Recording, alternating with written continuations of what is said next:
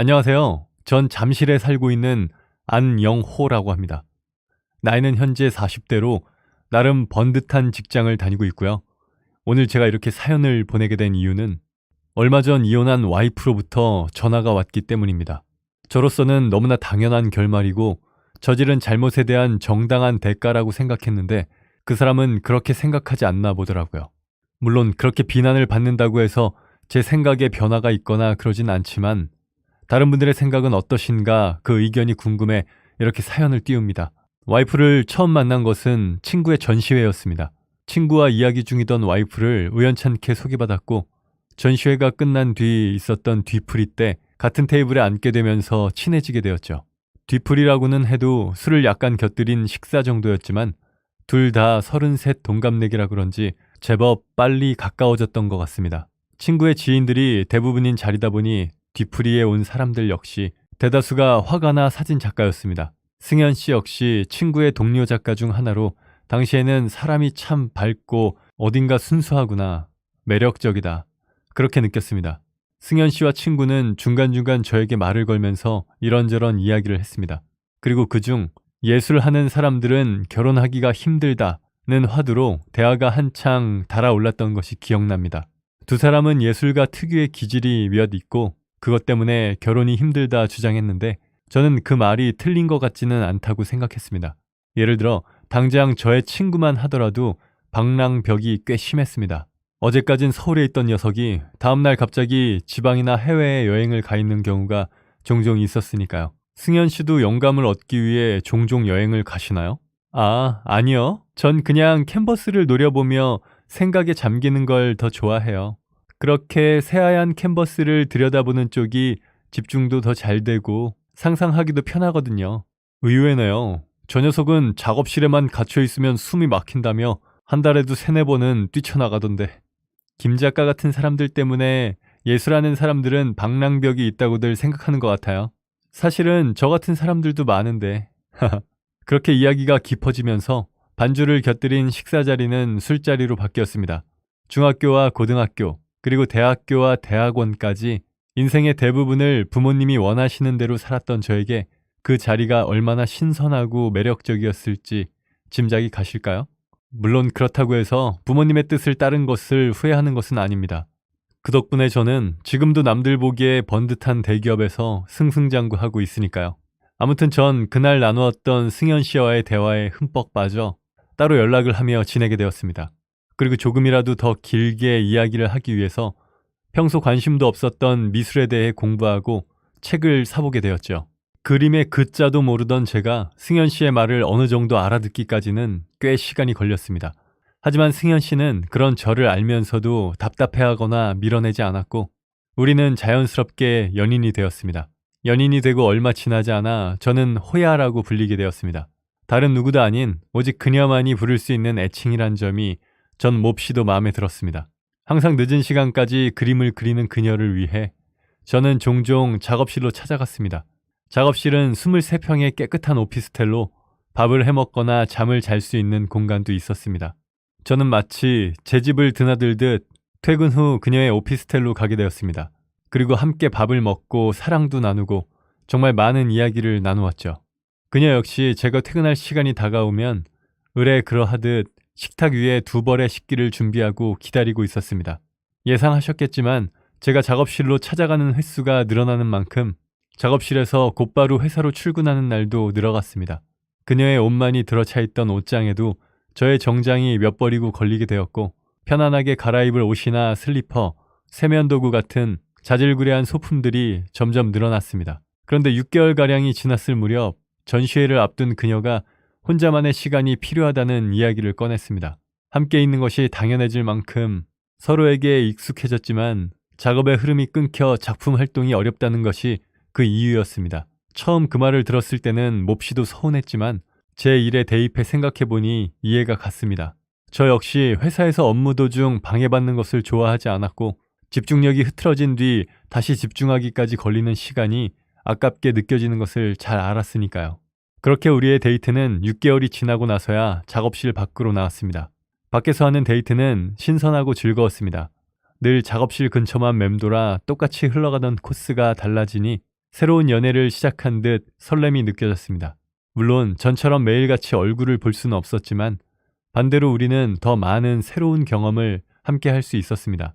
그녀와 함께 서울 구석구석을 돌아다니며 사진을 찍었고 때로는 당일치기로 또 때로는 2박 3일이나 3박 4일의 여정으로 여행을 가기도 했습니다. 잠들기 전 침대에 누워 나누던 대화는 늦은 새벽 카페 데이트로 바뀌었습니다. 잠이 안 온다는 핑계로 마주 앉은 카페에서 날이 밝아오는 것을 보며 수다를 떨었고 때로는 서로 집에 데려다 주겠다며 실랑이를 벌이기도 했죠. 그러다 그녀가 저희 집에서 밤을 보내고 가는 날이면 작업실에서 함께하던 그 시간이 떠올라 묘하게 더 흥분이 되기도 했습니다.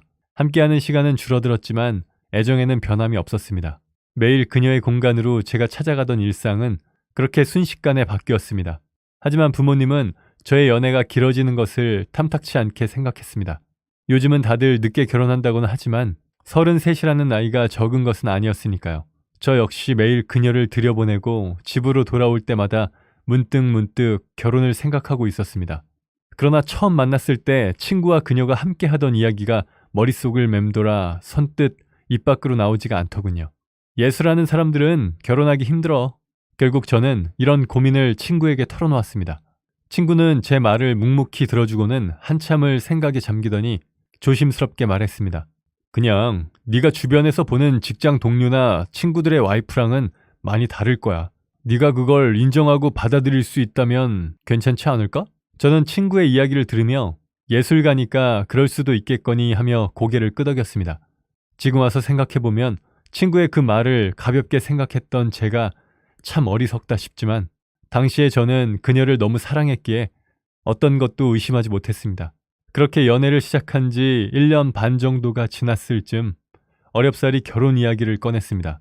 그녀는 고민해보겠다 이야기했고 저는 인내를 갖고 대답을 기다렸습니다. 하루, 이틀, 사흘. 하루하루 시간이 흘러갈수록 어쩐지 불길한 예감이 들었습니다.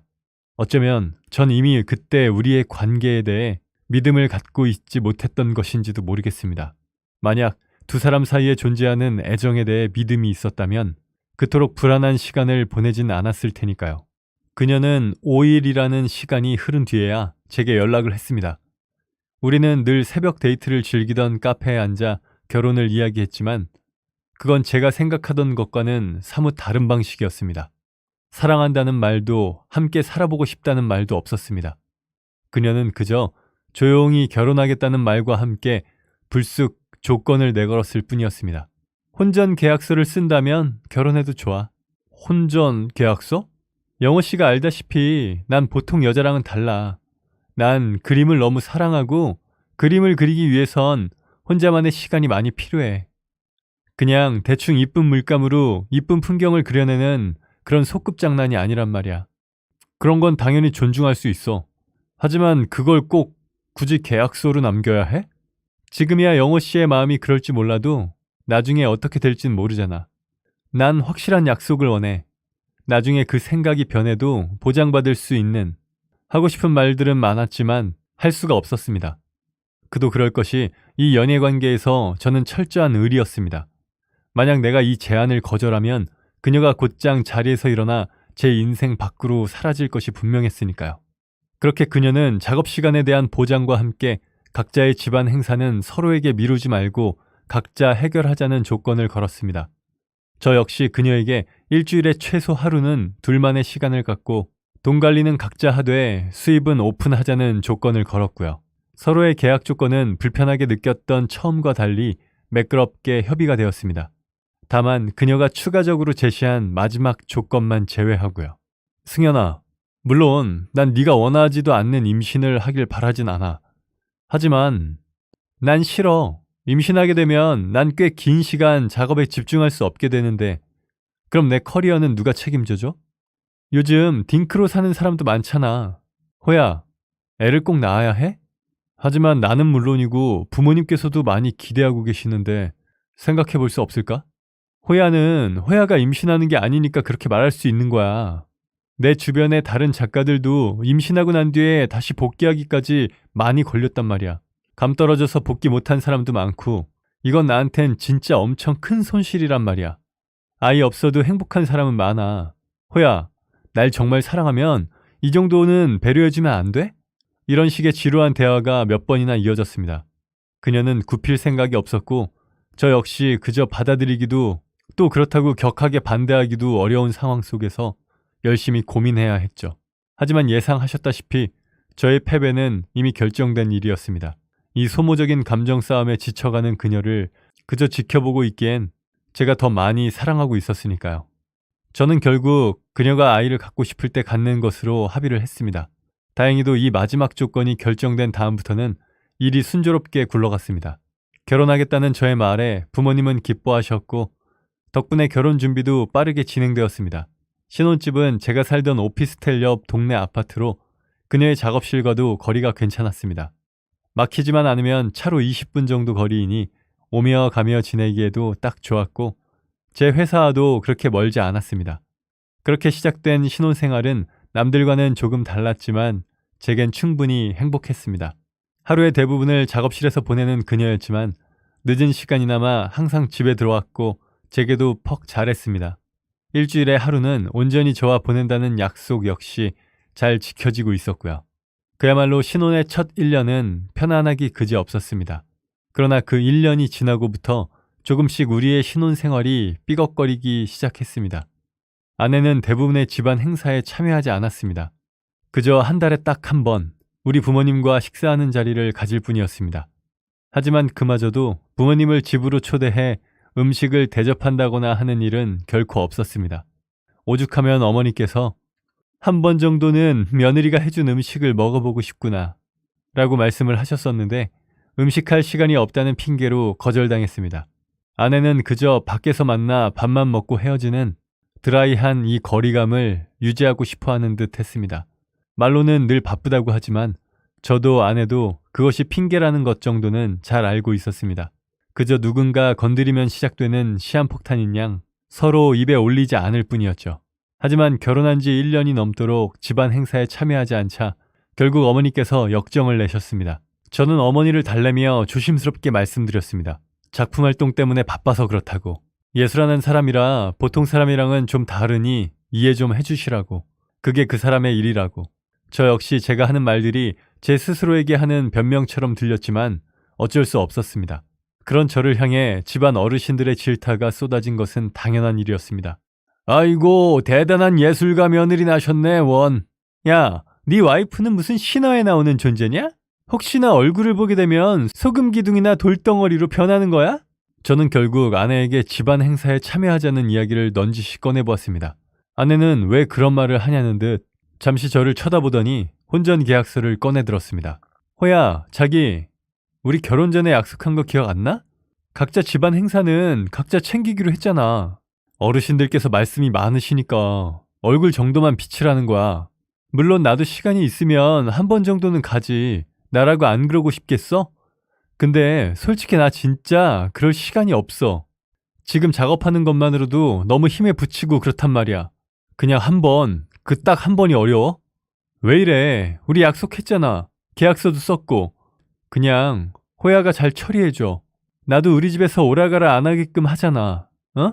그래, 약속은 약속이니까 전 그렇게 말문이 막혀 결국 고개를 끄덕이고 말았습니다. 그러나 이런 문제들이 우리 갈등의 전초전에 불과했다는 사실을 전 나중에서야 알게 되었습니다. 그 본격적인 첫 번째 갈등은 바로 돈이었습니다. 어느 날 아내가 제게 생활비를 좀 줄 수 없겠느냐 물어왔고 저는 깜짝 놀라 되물었습니다. 돈이 없어?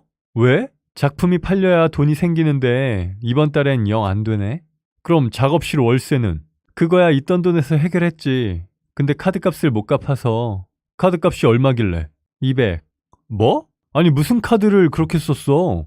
물감값이 얼만지는 알아? 캔버스에 액자에 생각보다 돈 엄청 들어. 비싸기도 비싸고. 이번만 좀 도와줘. 응? 오랜만에 콧소리를 내며 팔에 매달리는 아내를 보며 저는 알겠다는 말을 뱉고야 말았습니다. 아내는 돈을 보내준다니 한껏 기분이 좋아졌는지 작품만 팔리면 선물도 사주겠다며 더욱 애교를 부렸고요. 순간 어쩐지 기분 나쁜 예감이 등골을 스쳤지만 예술가니까 배고픈 직업이니까 그럴 수도 있을 거야 라며 스스로를 합리화했습니다. 두 번째 갈등은 아이 문제였습니다. 저도 아내도 젊은 나이가 아닌데 아내는 아이를 어떻게 할 것인지 단 한 번도 말을 꺼낸 적이 없었습니다. 물론 아내에게 의사결정권을 주기로 했지만 35세 결혼에 벌써 3년 차, 지금 당장 아이를 갖고 출산을 해도 쉬운 일이 아닌데 더 이상 지체할 시간이 없었습니다. 몇 번 넌지시 눈치를 주고 은근슬쩍 말을 꺼내보았지만 아내는 묵묵부답이었고 저는 슬슬 화가 나기 시작했습니다.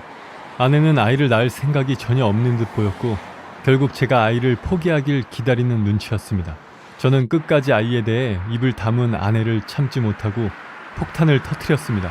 당신 적어도 아이에 대한 생각을 바꿀 노력 정도는 해봐야 하는 거 아니야? 내가 왜? 난 처음부터 싫다고 했잖아. 그래, 그건 나도 알아. 하지만 생각이 바뀌면 낳겠다고 말했잖아. 근데 넌 그럴 의지가 전혀 없고 아이를 갖고 싶어한 건 호야였으니까 내 생각을 바꾸려고 노력해야 하는 건 호야지 내가 아니야. 난 여전히 아이 생각은 없는걸. 네, 혼전 계약서를 따져보면 아내의 말이 틀린 말은 아니었습니다. 하지만 우리가 했던 대화는 분명 아내도 아이에 대한 생각을 바꿔보도록 노력하는 거였다고 생각했는데 뭔가 잘못돼도 한참 잘못되었다는 것이 느껴졌습니다. 그렇게 감정의 골이 조금씩 깊어지던 어느 날 친구 성훈이에게서 연락이 왔습니다.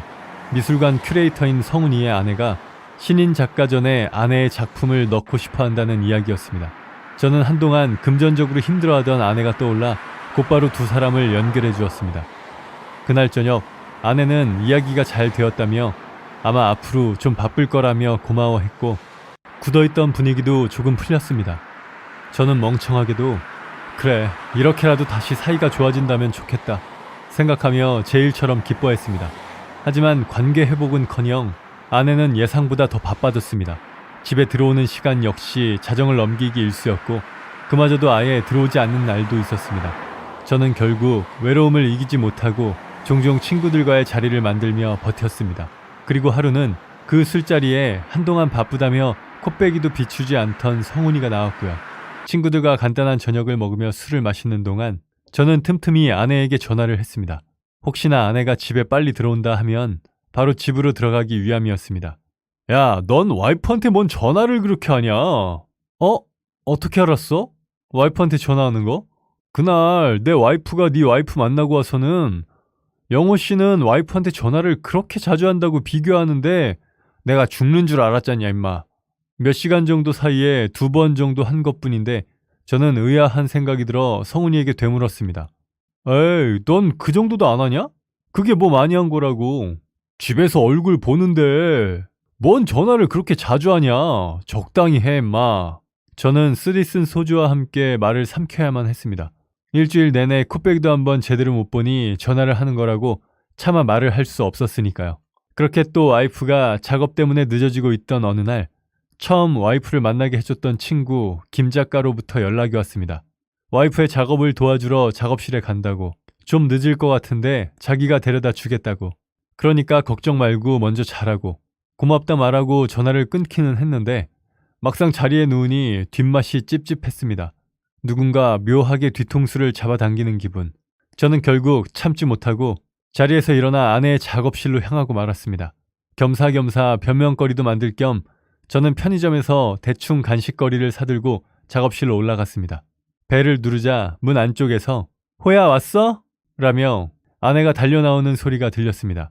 하지만 막상 문을 열고 마주한 아내는 뜨악한 얼굴을 하고 있었습니다. 저는 순간 이상한 생각이 들었지만 아무렇지도 않게 안으로 들어서며 물었습니다. 나 올 줄 어떻게 알았어? 호진이는 와 있어? 아니, 아직 도착 안 했는데. 순간 아내의 얼굴에 불안한 빛이 스쳤습니다. 저는 태연스럽게 소파에 앉아 와이프를 쳐다보았습니다.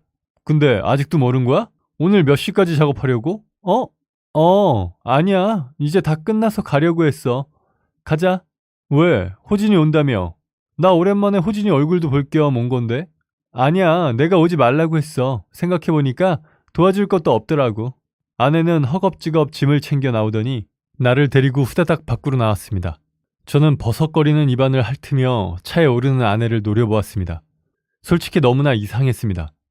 김 작가가 분명 와이프 작업실에 간다고 연락을 했는데 없는 것도 그렇고 문을 열기 전에 내가 온 걸 알기라도 한 것처럼 달려나오던 아내의 모습도 그렇고, 아니, 아내가 정말 내가 온 줄 알고 그렇게 나온 걸까? 그렇다면 왜 호야라고 불러놓기까지 하고서 문을 연 뒤에 당황한 거지?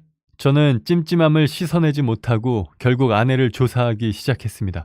아내가 바빠 모아두었던 월차와 연차까지 모두 써가며 그렇게 며칠을 와이프의 작업실 앞에서 잠복했습니다. 그렇게 잠복한 지 이틀째 되던 날, 저는 아내의 작업실에서 나오는 남자를 목격하고야 말았습니다.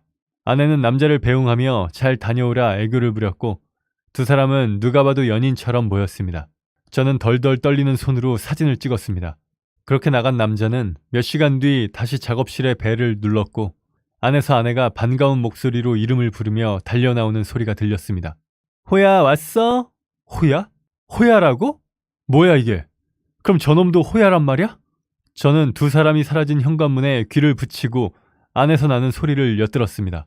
방음이 그렇게 좋지 않은 덕분에 희미하게 두 사람의 대화 소리가 들렸습니다.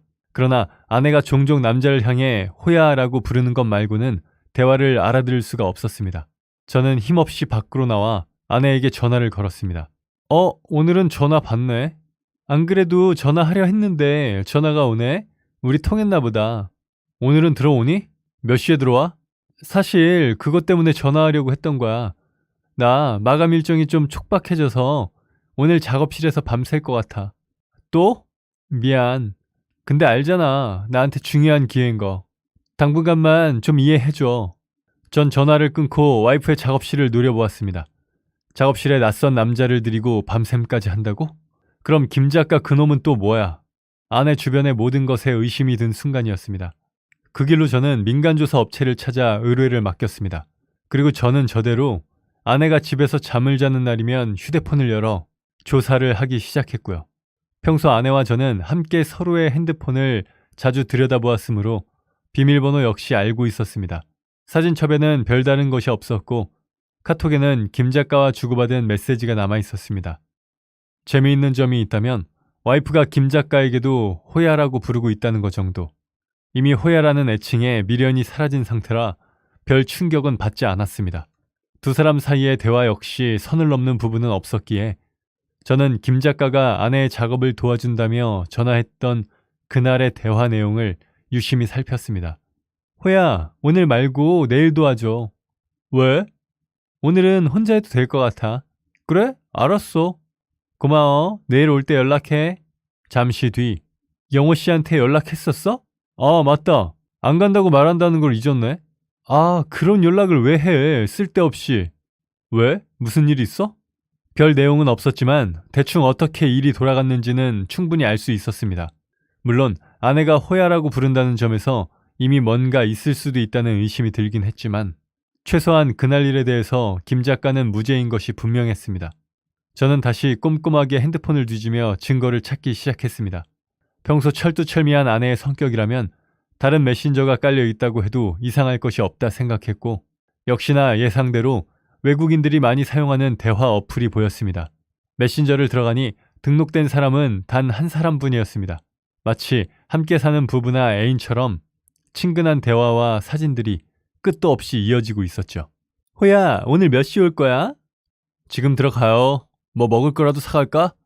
그럴래? 나 오랜만에 닭발이랑 소주 땡긴당. 자기 좋아하는 빵빵 닭발, 국물 있는 거 사가면 되지? 고마워. 빨리 와. 보고 싶어. 호야, 나 오늘 집에 안 들어가도 된당? 그럼 오늘 같이 자는 거야? 응. 그러니까 호야도 빨리 와. 지금 택시 탔어. 뭐야, 나 깨워주고 가지. 너무 잘 자길래. 아침 차려놨으니까 데워서 먹어.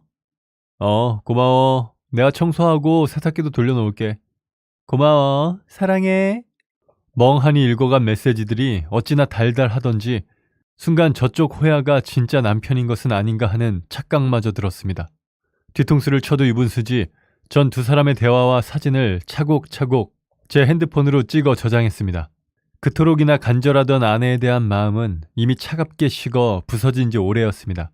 저는 며칠간 아내의 핸드폰에 수집한 증거들을 보며 생각에 잠겼습니다. 앞으로 어떻게 할까? 더 이상 함께 살 수는 없을 것 같고 어떻게 해야 네가 나만큼 괴로울까? 이미 유책 배우자가 누구인지는 이 정도만 해도 확실했지만 저는 아내가 더 큰 죗값을 치르길 바랬습니다. 그리고 순간 성훈이가 했던 이야기가 번뜩 생각나 전화를 걸었습니다. 야, 그날 전화를 내가 몇 번이나 했다고 하던? 어? 5시간 정도 같이 있었는데 거의 1시간에 한 번씩 오더라고 하던데? 그래? 1시간에 한 번씩 말이지? 야, 왜 그러냐, 영호야? 너 무슨 일 있어? 고맙다. 다음에 부탁할 일 있을 것 같은데 그때 다 말해줄게. 우선은 내가 이런 거 물어보더라고 네 와이프한테 말하지 말고. 제가 그날 전화한 것은 많아봐야 2번 정도였죠. 그래, 역시 이놈이 그 큐레이터 만나던 날 여러 번 전화했던 놈이구나. 성훈이 와이프가 들었던 통화는 내가 아니라 그 놈이었어. 조사를 맡겼던 업체는 며칠 뒤 사진과 함께 몇 가지 정보를 보내왔습니다. 남자의 이름은 남현호로 아내보다 무려 5살이나 어린 신인 화가였습니다. 저는 업체가 보낸 정보를 통해 그 호야라는 남자가 아내가 결혼 전부터 알고 지낸 사이였다는 것을 확인했습니다. 그리고 성훈이의 아내가 말했던 신인 작가 전에 이 남자 역시 함께 하기로 했다는 것과 이 남자를 추천한 사람이 아내라는 건 역시 확인할 수 있었고요. 하긴 이미 작업실에서 동거를 할 정도의 사이인데 너무 뻔한 스토리라는 생각이 들었습니다. 전 그동안 모아왔던 불륜의 자료들을 모아 김 작가를 만났습니다. 그리고 아내와 불륜남, 그리고 김 작가가 함께 있는 사진을 건네며 모든 것을 따져 물었습니다. 너도 내 와이프랑 잤냐? 뭐? 아니야. 너 어디서 무슨 이야기를 듣고 그러는 거야? 이 사진은 어디서 난 거고? 근데 왜 너도 호야인데? 그건 내가 전에 승현이랑 1년 정도 사귄 적이 있어. 물론 당연히 헤어졌고 그때 버릇이 돼서 아직도 그렇게 부르는 거지. 둘 다 서로 미련 없어. 오해하지 마. 그럼 이놈은 뭔데? 너 이 남현호라는 새끼 내 와이프랑 뭔 사이인지 다 알고도 입 다문 거지? 내가 정말 입이 10개라도 할 말이 없다, 영호야. 근데 처음에 나도 진짜 몰랐어. 그냥 승현이가 작업실 월세 많이 든다고 그 후배랑 쉐어한다고 했는데 분위기가 좀 이상하다는 생각은 했어. 월세도 다 그놈이 내는 눈치고. 그런데 진짜 내가 2사람 소개해준 거나 다름없는데 이런 이야기 꺼낼 수가 없더라. 진짜 미안하다. 너 임마, 내가 진짜 친구면 이야기를 했어야지. 언제까지 감추려고 그랬냐? 너 그만두자. 내 입만 더러워지지. 김 작가는 고개를 숙이며 몇 번이고 미안하다는 말을 중얼거렸습니다. 하지만 이미 다 벌어진 일, 사과를 한다 해도 무엇 하나 변하는 것은 없었습니다. 저는 이미 아내를 용서할 수 없었고 우리의 관계는 남보다 더 못한 사이가 되어버렸으니까요. 저는 그렇게 자리에서 일어나 그 길로 아내에게 이혼을 요구했습니다. 뜻밖에도 아내는 제 이혼 요구에 선선히 응했습니다. 전 태연자약한 아내의 태도에 기가 질려 위자료를 요구했습니다. 당신이 바람을 피운 증거는 모두 가지고 있다. 유책 배우자는 당신이고 재판까지 가서 당신도 좋을 거 없다. 하지만 아내는 혼전 계약서에 다른 이성을 만나지 말라는 조항은 없었지 않느냐며 위자료를 줄 의무는 없다고 말했습니다. 저는 황당한 눈으로 아내를 쳐다보며 헛웃음을 터뜨렸습니다. 그래서 다른 남자 만났냐? 혼전 계약서에만 안 써있으면 괜찮은 줄 알고? 그럼 진작에 그런 조건을 넣지 그랬어? 그래. 그럼 나도 너에게 마지막으로 충고해줄게. 변호사 고용해둬. 그럴 돈이 있는지는 모르겠지만 기왕이면 좋은 변호사가 나을 거고 하나보단 2, 3이 더 나을 거다. 왜냐면 나도 그럴 거니까. 지금 나 협박해? 아니, 보통 세상은 이걸 두고 선전포고라고 해. 넌 잘 모르겠지만 전 그 길로 유명한 로펌으로 가 변호사를 고용하고 소송을 시작했습니다. 지금까지 제가 야금야금 메꿔주었던 카드값은 물론 배우자에게 불성실한 결혼 생활과 불륜 등을 이유로 들어 위자료 5천을 요구했고요. 물론 실질적으로 받게 된 위자료는 1,500만 원이었지만 상관없었습니다. 전 9개월의 소송 기간 동안 아내를 압박하는 것으로 충분히 만족하고 있었고 진짜 복수는 따로 있었으니까요. 야, 영호야, 이게 무슨 일이냐. 그런 일 있으면 진즉 말을 하지. 뭐 좋은 일이라고 말하냐? 그냥 난 오히려 너랑 네 와이프한테 더 미안하다. 저런 사람인 줄 알았으면 연결 안 해줬을 텐데. 무슨 소리야? 왜? 그 전시회 내가 연결해줬잖아. 지금 이렇게 내가 소송하는 바람에 혹시나 같이 구설수 오르면 어떡하냐? 이미 진행 중인 거 모르기도 힘들 텐데. 뭐 그런 걸 걱정해, 미친놈아. 당연히 네가 더 중요하지. 그리고 그런 거 대신할 작가는 얼마든지 있어. 걱정하지 마, 임마. 소송이나 잘해. 며칠 뒤 아내와 남현호의 그림 전시가 취소되었다는 소식이 들려왔고 저는 회심의 미소를 지었습니다. 아내는 예상대로 위자료보다 그림 전시가 취소된 것이 타격이 더 큰 듯 했습니다. 매일같이 제 아파트로 찾아와 울고 불며 난리를 치는 아내의 모습은 솔직히 통쾌했습니다. 조금 귀찮긴 했지만 충분히 감수할 만한 귀찮음이라고 할까요? 넌 내가 그렇게 우스웠나 보지? 뭘 믿고 그렇게 당당했던 건데? 영호씨, 그래도 이건 너무하잖아. 내가 얼마나 그림을 사랑하는지 잘 알면서 어떻게 이렇게까지 해? 그러게 말했잖아. 변호사 고용하라고. 이건 내 선전포고라고. 그땐 그게 무슨 의미인지 잘 이해가 안 갔던 모양이지? 전시회랑 우리 이혼은 아무 상관없잖아. 글쎄, 따지고 보면 애초 그 전시회 이야기도 내 덕인데 뿌린 대로 거둬야지 않겠어? 아, 그리고 혹시나 해서 하는 말인데 너 어디든 대한민국에서 그림 걸 생각은 하지 마. 만에 하나라도 한국에서 전시회 한다는 소식이 내 귀에 들어왔다. 그럼 내가 네 불륜 자료 곱게 보관했다가 그 미술관에 보낼 거니까. 뭐 사실 저쪽 바닥도 꽤 좁아서 내가 소문 안 내도 이미 업계에 소문이 파다하겠지만 저는 속으로 웃으며 아내와의 마지막 대화를 끝냈습니다. 아내는 그 뒤로도 며칠이나 제 아파트로 찾아와 용서를 빌었고 저는 그 아파트를 팔고 이사했습니다. 자신의 잘못에 평생 책임지는 삶을 살기를, 그리고 저런 여자에게 걸려 시간을 허비하는 나같이 불쌍한 인생이 없기를 간절히 기도합니다. 네, 오늘 사연은 여기까지입니다. 채널 구독과 좋아요, 알람 설정 부탁드립니다. 감사합니다.